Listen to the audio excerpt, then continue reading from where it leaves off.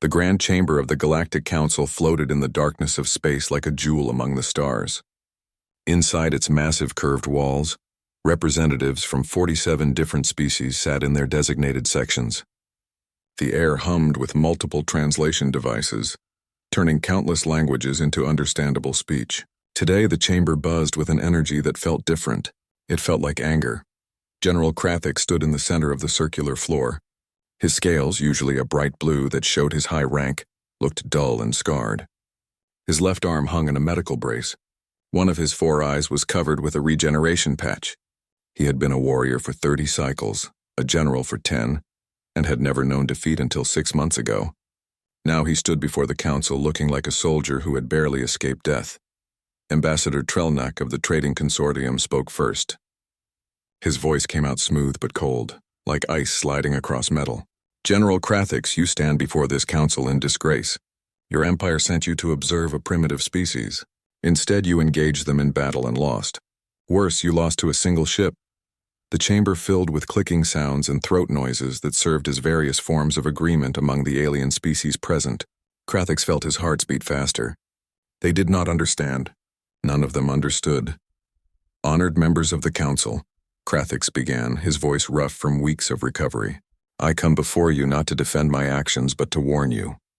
The humans are not what we thought. They are not what any civilization in this galaxy has encountered before. War Chief Zormal slammed his massive fist against his console. The sound echoed through the chamber like thunder. Warnings? From a general who ran from primitives? These humans have barely left their own star system. They have no territorial claims, no major colonies. Their weapons technology is centuries behind ours. And yet you ask us to fear them? Krathik closed his eyes for a moment. He could still see it. The human soldier standing over him. The strange calm in those alien eyes. The terrifying realization that the human had chosen to let him live.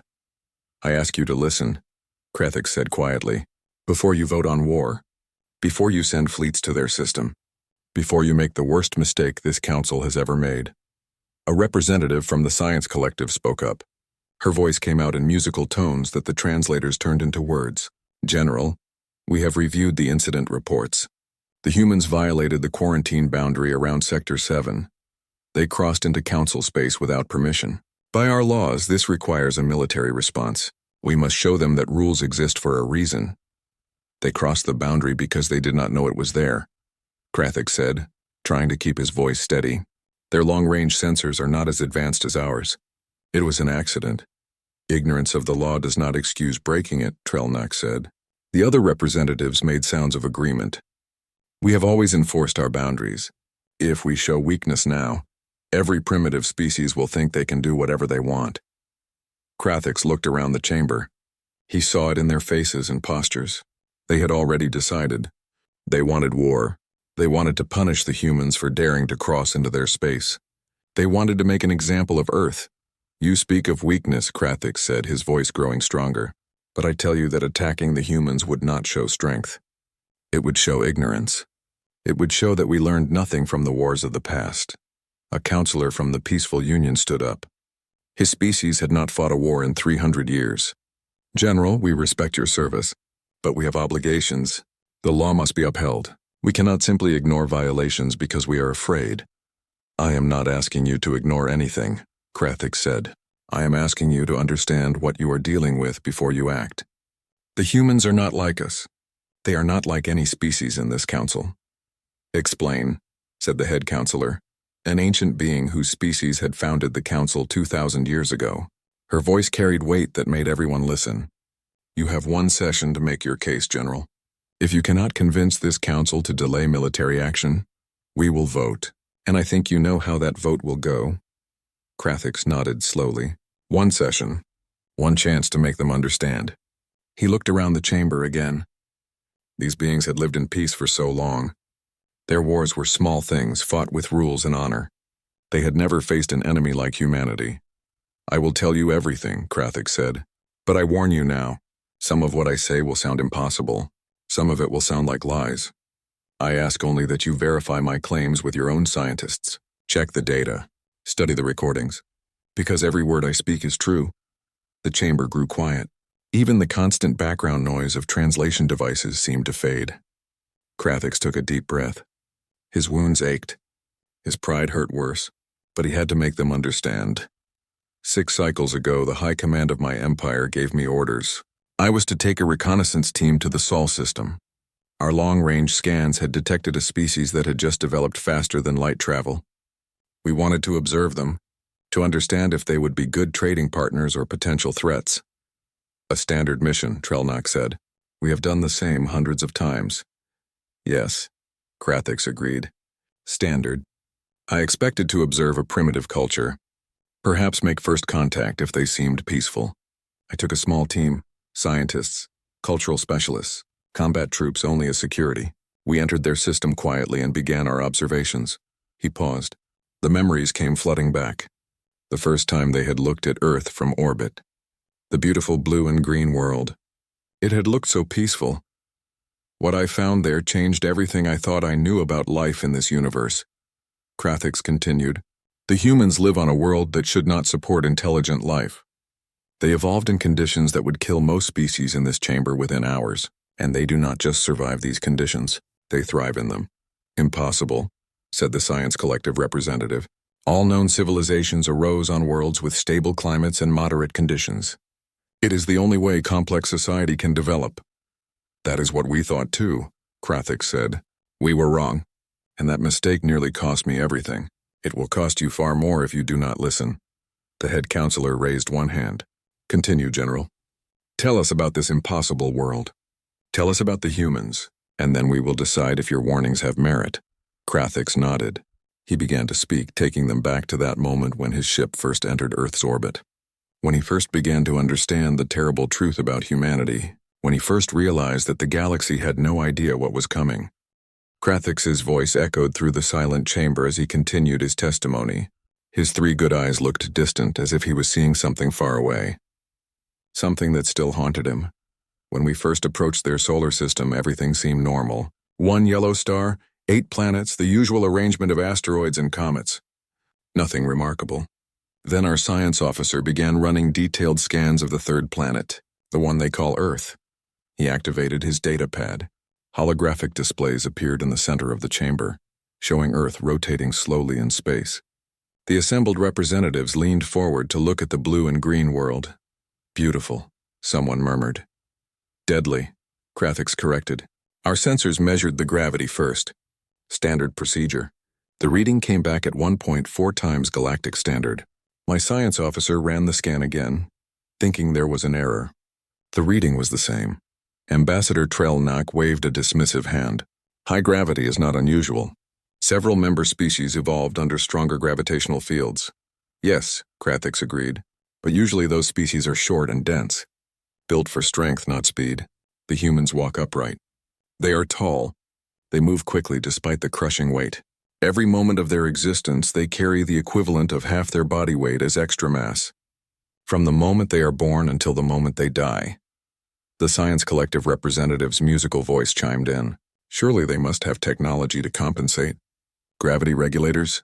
Personal field generators? Nothing, Krathix said flatly. They simply endure it. They consider it normal. But the gravity was only the beginning of what we discovered. He changed the holographic display. Atmospheric data appeared, scrolling through chemical compositions and pressure readings. Several representatives made sounds of confusion or concern. The atmospheric pressure at sea level is 1.2 times our standard, Krathix explained. Their air is thick, heavy, full of oxygen at concentrations that would be considered dangerous to most of us. Breathing their air without protection would cause oxygen toxicity in 70% of species in this chamber. War Chief Zormal snorted. So they have thick air and heavy gravity. This does not make them warriors. Krathix turned to face the War Chief directly. Then let me tell you about their weather. Their climate.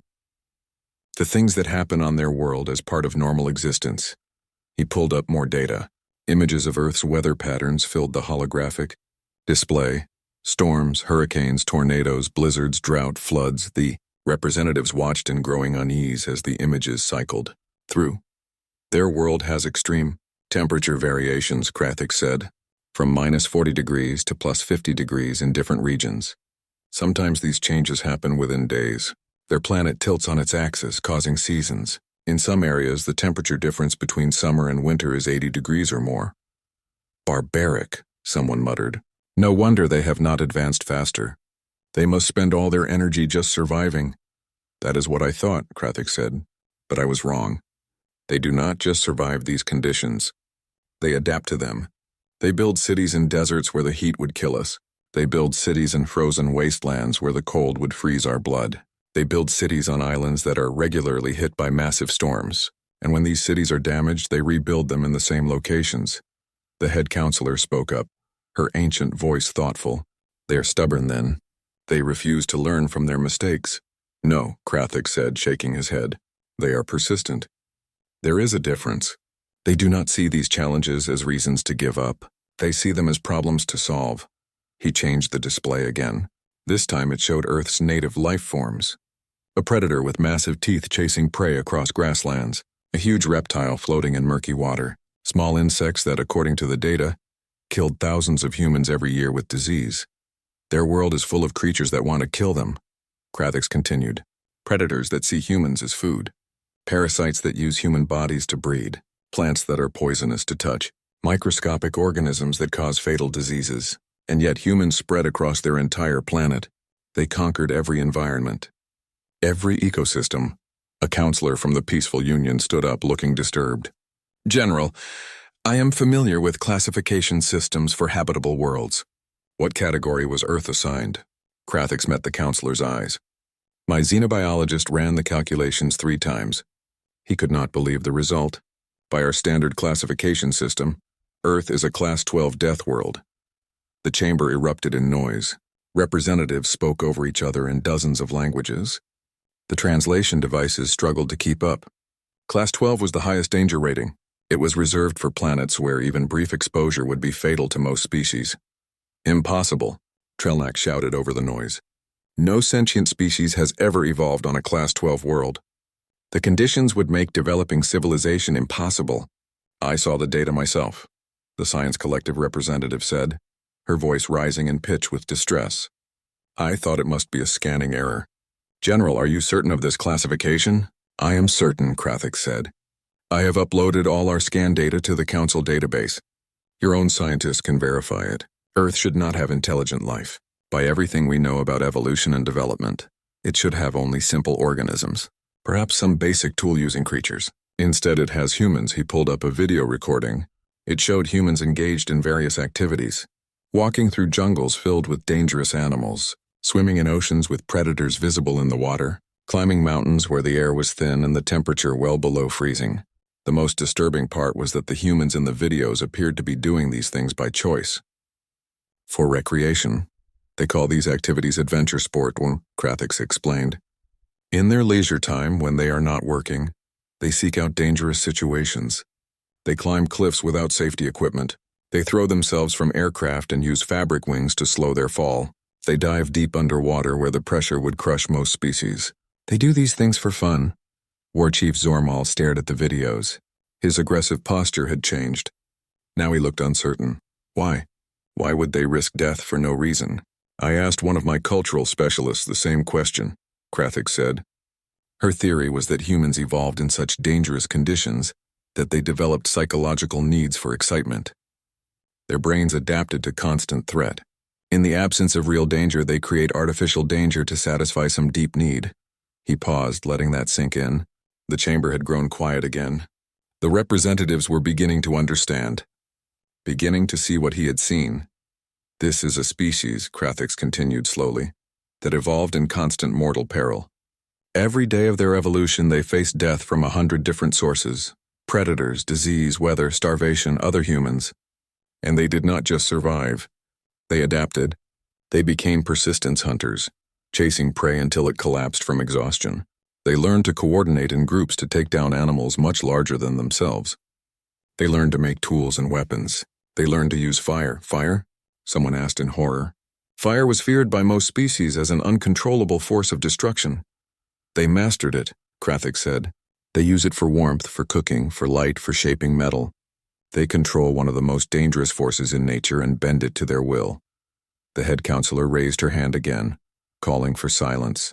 General, you have painted a picture of a dangerous world and a species adapted to survive it. But this still does not explain why we should fear them as warriors.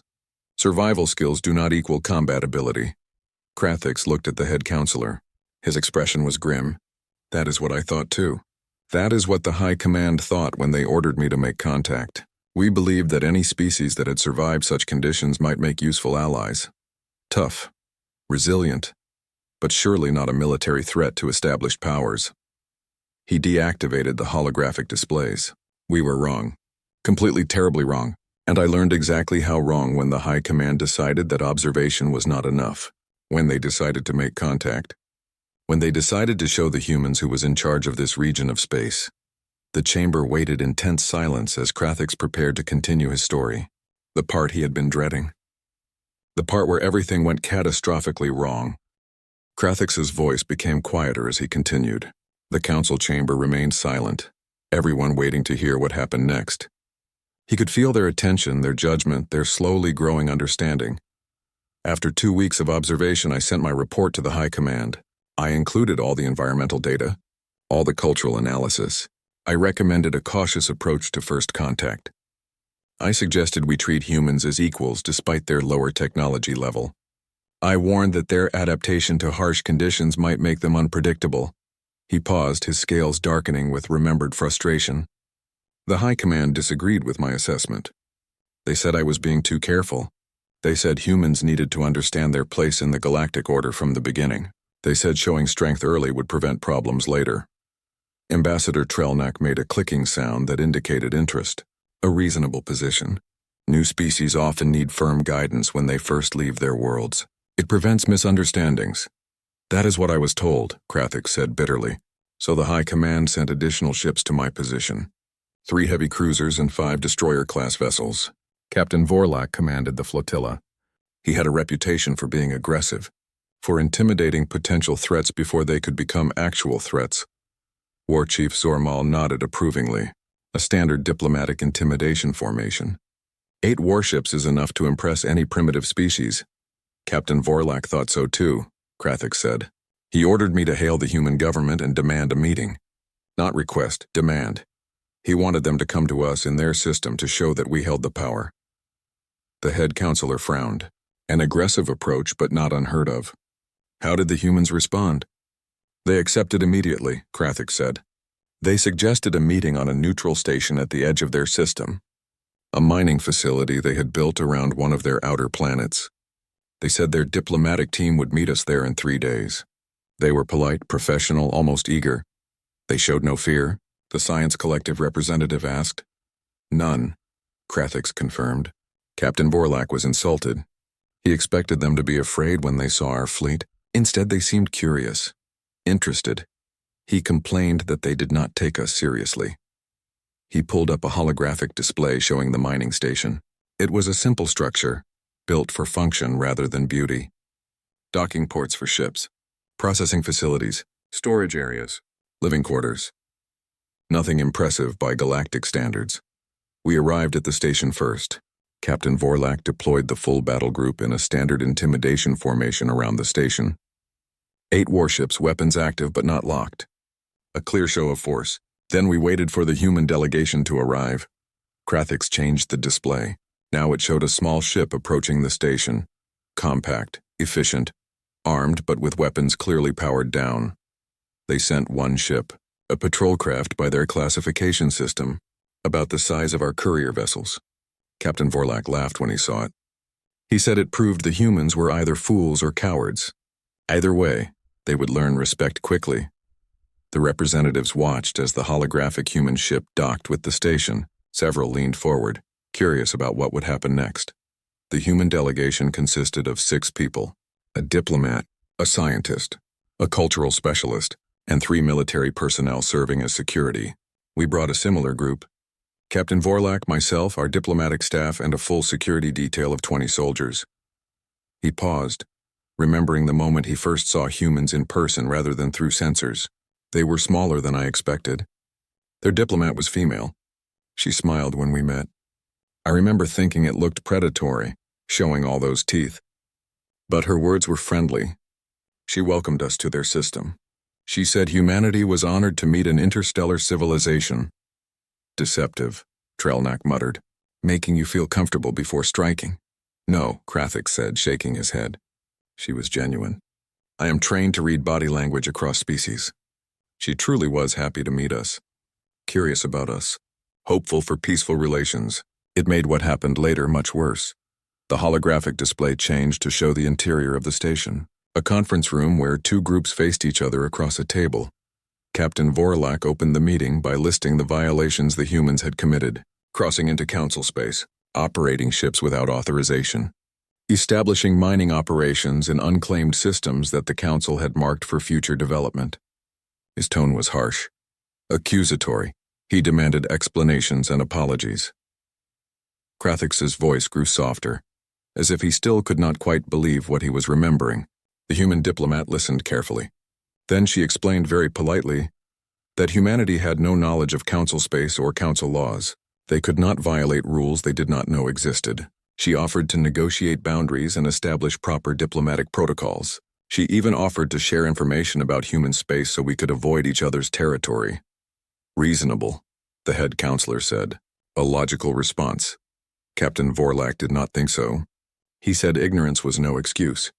He said humans would follow council laws or face consequences. The human diplomat remained calm. She asked what consequences he meant. Captain Vorlak made it clear. Military action. Blockade of human space. Forced compliance. The chamber stirred with uneasy sounds. Several representatives looked uncomfortable. This was not standard first contact procedure. The human diplomat's expression changed then, Krathix continued. Not to fear. Not to anger. To sadness. She said war would be tragic. That humanity preferred peace but would defend itself if necessary. She asked Captain Vorlak to reconsider his threats. He stopped, his memories becoming darker. During this conversation, I observed the three human military personnel. They stood behind their diplomat, relaxed but alert. I noticed they were all wearing environmental suits. Modified pressure suits that helped them function in the station's galactic standard atmosphere. I wondered why they needed assistance with air and pressure that we considered normal. Their biology, the science collective representative said, understanding. The station was set to our standards, not theirs. Exactly, Krathix confirmed. I ran a bioscan on one of the human soldiers. A male standing closest to us. The readings shocked me. His body was under significant stress. The lower gravity made his muscles work differently than they evolved to. The thinner air meant his lungs struggled to get enough oxygen. The pressure differential was causing pain in his joints and inner ear. He met the eyes of the representatives around the chamber. This human soldier was experiencing what we would classify as moderate physical trauma. Enough discomfort that most of us would need medical attention. And he stood there calmly, paying attention to the negotiations, showing no outward signs of distress. It was my first real understanding of human endurance. That must have been unsettling, someone said quietly. It was, Krathix agreed, but I said nothing. The meeting continued. Captain Vorlak grew more aggressive in his demands. The human diplomat remained calm but firm. Finally, Vorlak made his ultimatum. Humans would accept council authority and pay reparations for their violations, or face military consequences immediately. The holographic display showed the human diplomat standing up. Her expression was composed, but there was steel in her eyes. She said humanity would not be threatened, that we had two choices: leave their system peacefully, or face the consequences of aggression. Captain Vorlak laughed at her. He said one patrol boat could not threaten a full battle group. She smiled then, not a friendly smile, a sad one. Krathix's voice became very quiet. She said the patrol boat was not alone. That human military doctrine was to never send ships without support, that there were 4 destroyers positioned throughout the system, waiting to see how this meeting went. Captain Vorlak did not believe her. He ordered our sensors to scan for the ships. And, War Chief Zormal demanded. They were there, Krathix said. 4 human destroyers, positioned at strategic points around the system. Their stealth technology was better than we expected. Our sensors had missed them during our initial sweep. They had been watching us the whole time. The chamber erupted in sound again, representatives calling out questions. Translation devices overloading. The head counselor had to call for order twice before the noise died down. Captain Vorlak felt trapped. Krathix continued. ambushed. He saw it as proof of human aggression. He ordered the human diplomat and her party arrested. He said they would be held as prisoners until humanity agreed to council authority. Krathix closed his eyes. The human soldier I had been scanning moved faster than I thought possible. One moment he was standing still. The next he had positioned himself between his diplomat and our security forces. The other two human soldiers did the same. And then everything went wrong. The council chamber remained frozen in silence as Krathix prepared to continue. His voice carried the weight of trauma, of memories that still woke him from sleep cycles later. Captain Vorlak ordered his security team to seize the humans.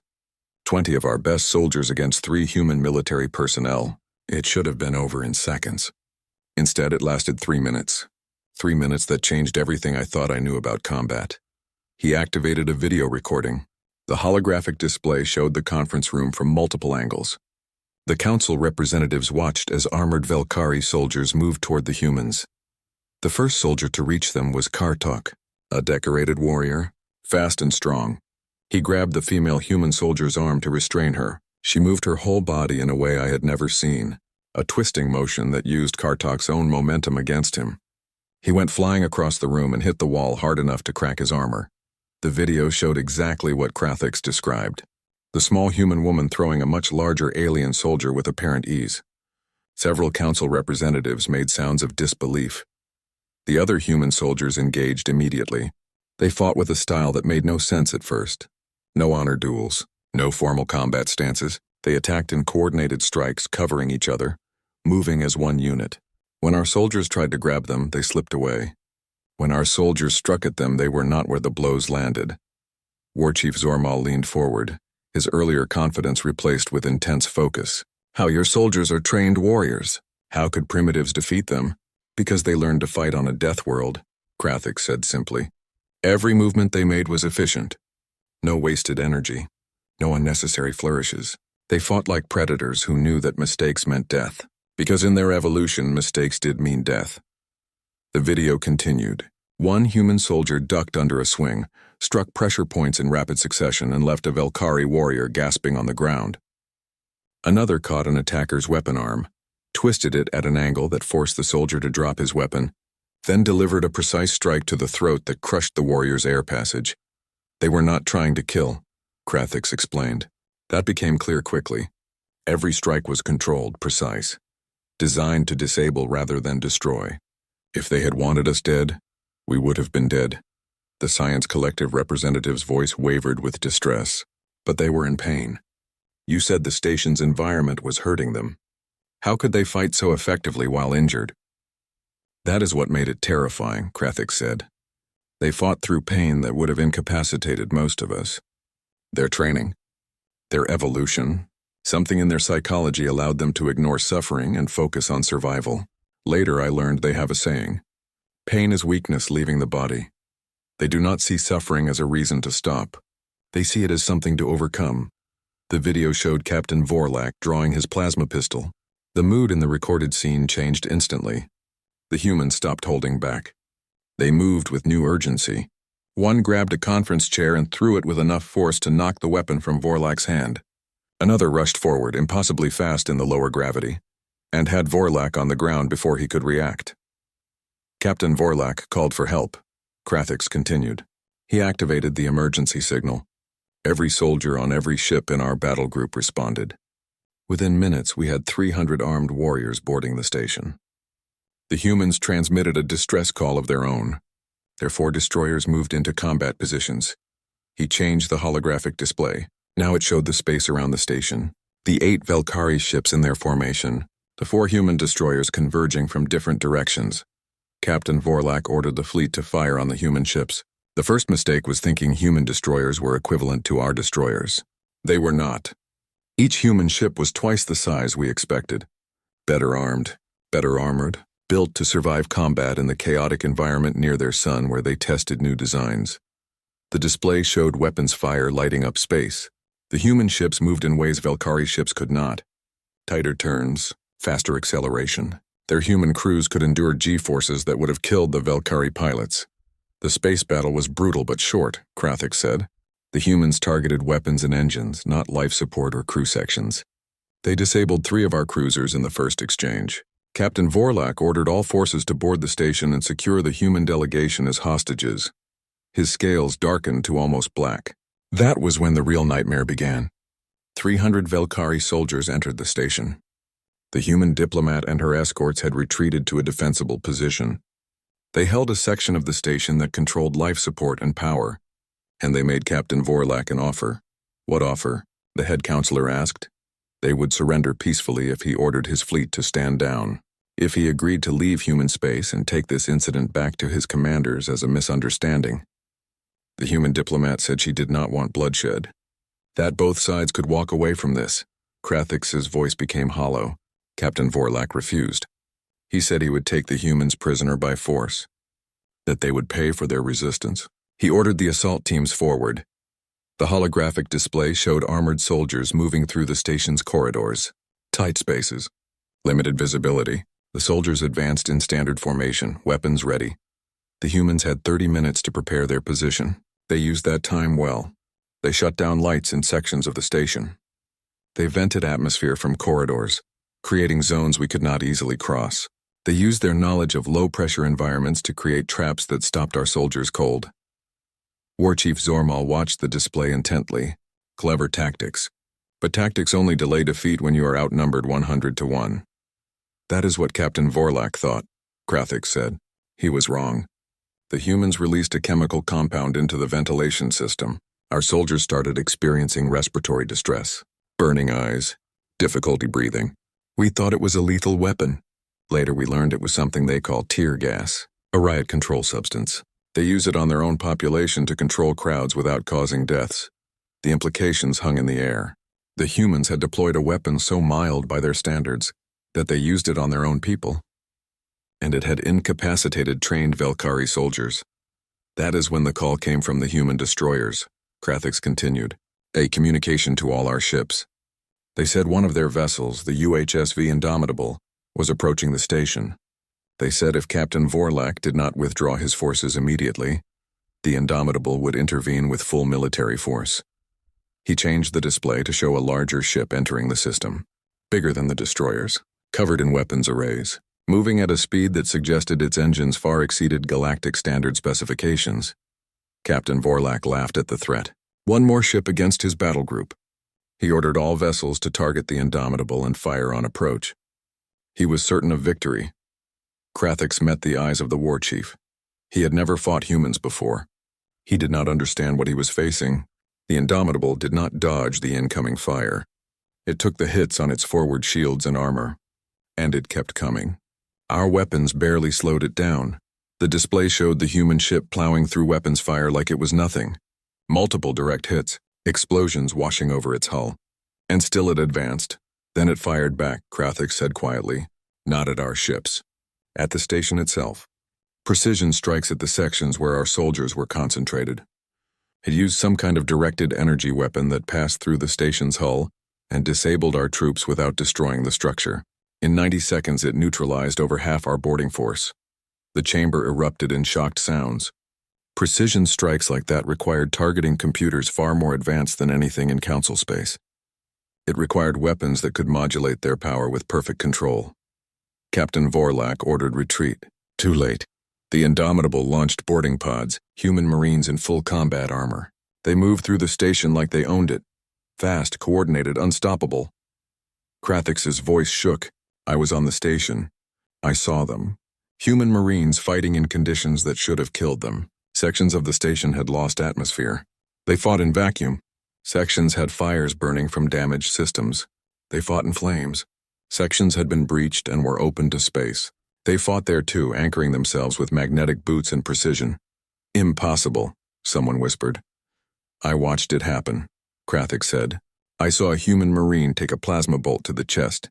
The impact burned through part of his armor. He kept fighting. Another had her arm broken by falling debris. She switched her weapon to her other hand and continued the assault. They were not invincible. They were hurt, they bled, but they did not stop. The holographic display showed scenes of the battle. Human soldiers in armor moving with purpose. Velkari warriors falling back, surrendering. being taken prisoner with professional efficiency. The humans used sonic weapons against us. Our species has sensitive hearing. The sound was unbearable. It ruptured eardrums. The Grand Chamber remained silent for a long moment after Krathix finished describing the battle. The representatives sat motionless, processing what they had heard. The holographic displays still showed the aftermath of the fight. Damaged ships, captured soldiers, and human marines standing guard with professional discipline. Ambassador Trelnok was the first to speak. His voice had lost its earlier confidence. "General, this must be exaggerated. No species could achieve such a victory against superior numbers. There must be some detail you have overlooked." Krathix's laugh was bitter and without humor. "I wish that were true. I have spent every day since trying to find some explanation that would make sense. Some tactical error that would explain our defeat. But the truth is simple. We were not prepared to fight a species that evolved in hell and learned to thrive there." War Chief Zormal stood up, his posture aggressive but his voice uncertain. "Even if what you say is true, they are still one species. One world. We have 47 member species and thousands of worlds. Numbers must count for something, must they?" Krathix asked quietly. "I have had 6 months to study human history while I recovered from my wounds. I accessed their public databases, their books and records and cultural archives. Do you know what I learned?" He activated a new holographic display. It showed Earth's surface from orbit, with markers indicating locations across the globe. Humans have been fighting wars for their entire recorded history. Not against alien species, against each other. For 10,000 years they have practiced warfare on a scale we can barely imagine. They perfected combat through countless conflicts on a world that was already trying to kill them every day. The display zoomed in to show ancient battlefields, then medieval sieges, then modern warfare with technology and tactics that looked primitive compared to galactic standards, but showed sophisticated understanding of strategy.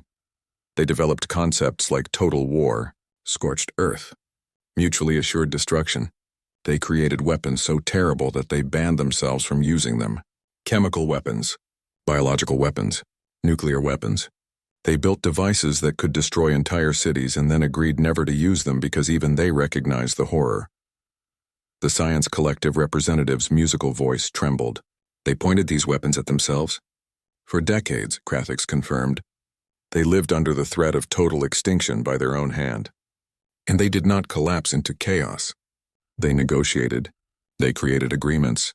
They found ways to step back from the brink. Because survival on Earth taught them one critical lesson that we have forgotten in our centuries of peace." He paused, letting the tension build. "Cooperation and conflict are not opposites. They are two sides of the same coin. Humans learned to cooperate fiercely with their own groups while competing fiercely with other groups. They perfected both skills simultaneously. They can be the most loyal allies and the most implacable enemies." The head counselor spoke up, her ancient voice thoughtful. "You paint a picture of a warrior species, but you also said the human diplomat offered surrender to avoid bloodshed. You said the Marine who could have killed you chose to spare you. These do not sound like the actions of mindless aggressors." "That is exactly my point," Krathix said, his voice gaining strength. "Humans are not mindless aggressors. They are not monsters. They are survivors who learned that pure aggression leads to mutual destruction. They want peace, but they will only accept peace on terms of mutual respect, and they have proven they can enforce those terms." He pulled up a new recording. "After the battle ended, the human commander of the Indomitable contacted me. I was in medical care, being treated for my injuries. She asked if I was receiving proper treatment. She made sure all Velkari prisoners were cared for according to our medical needs. Then she gave me a message to bring back to my superiors." The holographic display showed a human woman in military uniform. Her expression was serious but not cruel. She looked tired, like someone who had just fought a battle she had not wanted. Krathix played the recording. The human commander's voice was clear and firm. "General Krathix, I am Captain Elena Vasquez of the United Human Space Vessel Indomitable. I want you to understand something very clearly. We did not want this fight. We offered peace. We offered negotiation. Your Captain Vorlak chose violence. We responded with the minimum force necessary to protect our people and our sovereignty." The recording continued. "Your soldiers fought bravely. Many of them were just following orders. We respect that. They will be treated well and returned to your empire as soon as diplomatic channels can be established. But I need you to take a message back to your leaders." Captain Vasquez leaned closer to the camera. Her eyes held an intensity that made several council representatives shift uncomfortably in their seats. "Humanity does not want to be your enemy. We would prefer to be your friends, your partners, your allies. We have much to learn from the galactic community, and perhaps we have things to teach as well. But make no mistake, we will not be conquered. We will not be intimidated. We will not surrender our freedom to anyone." She gestured to something off-screen. The camera view expanded to show Earth floating in space behind her. "This is our home, the world that made us. It tried to kill us for millions of years: predators, disasters, disease, ice ages, meteor impacts, supervolcano eruptions, and we survived it all. We did not just survive, we flourished. We spread across every continent. We adapted to every environment. We learned to work together despite our differences because cooperation was the only way to live on a Deathworld." The human captain's voice softened slightly. "We know war. We have fought wars that killed millions of our own people, wars that lasted generations, wars that scarred our world and our history. We know the cost of conflict better than any species that has lived in galactic peace for centuries. That is why we prefer peace. Not because we are weak, because we are strong enough to know that war should be the last resort, not the first response." She straightened, her military bearing clear. "So tell your empire. Tell the council. Tell anyone who thinks humanity will be easy prey. We do not want war, but if war comes, we will fight. And we will win. Because we are the children of Earth, and Earth taught us how to survive anything." The recording ended. The council chamber remained silent. Krathix deactivated the display and stood straight despite his injuries. "That is the message I was given to deliver," he said. "That is why I stand before you today, wounded and defeated, begging you to reconsider military action against humanity. They are not like us. They do not think like us. They do not fight like us. And if we go to war with them, we will lose." War Chief Zormal sat down heavily. His aggressive posture had vanished completely. "One world," he muttered. "How can one world be such a threat?" "Because it is not just one world," Krathix said. "It is one world that produces soldiers who can fight in vacuum, who can endure injuries that would kill us, who see our advanced weapons and armor, and then find ways to defeat them anyway, because they have been defeating impossible odds for their entire evolutionary history." The Science Collective representative spoke up, her voice barely above a whisper. "General, you said you have studied their history. What did you learn about their capacity for mercy, for restraint?" Krathix considered the question carefully. "They have capacity for great mercy, also great cruelty. They can be the most generous species, sharing resources with strangers, or the most ruthless, destroying enemies completely. The difference is how you treat them." Captain Vasquez said it herself. "They would prefer to be friends. They will settle for being allies. They can accept being rivals, but if you make them enemies, they will not stop until the threat is eliminated." He looked around the chamber, meeting as many eyes as he could. "That is the choice before this council. We can extend a hand of friendship to humanity and gain powerful allies. We can offer partnership and mutual benefit. Or we can demand submission and face a war we are not prepared to fight." Ambassador Trelnak stood slowly. His earlier arrogance had been replaced with careful thought. "General, what do you recommend?" "Treat them as equals," Krathix said immediately. "Not as primitives to be controlled. Not as threats to be eliminated, as equals. They have earned that respect through their survival, through their achievements, through their restraint even in victory. They held 3,000 of our soldiers prisoner and treated them well. They could have executed Captain Vorlak for starting a war. Instead, they sent him home with a message of peace." The head counselor raised her hand, calling for attention. "The council must vote. But first, I would hear from our members. What say you all? War or peace?" One by one, representatives stood to speak. The Peaceful Union representative spoke of the value of avoiding conflict. The Trade Consortium representative noted the economic benefits of partnership with a new species. Even War Chief Zormal, who had been most aggressive, admitted that fighting an enemy who welcomed death was poor strategy. Finally, the head counselor stood. "I have lived for 3,000 years. I have seen the council grow from 5 species to 47. I have watched countless first contacts. Some became allies, some became members, some remained distant but peaceful.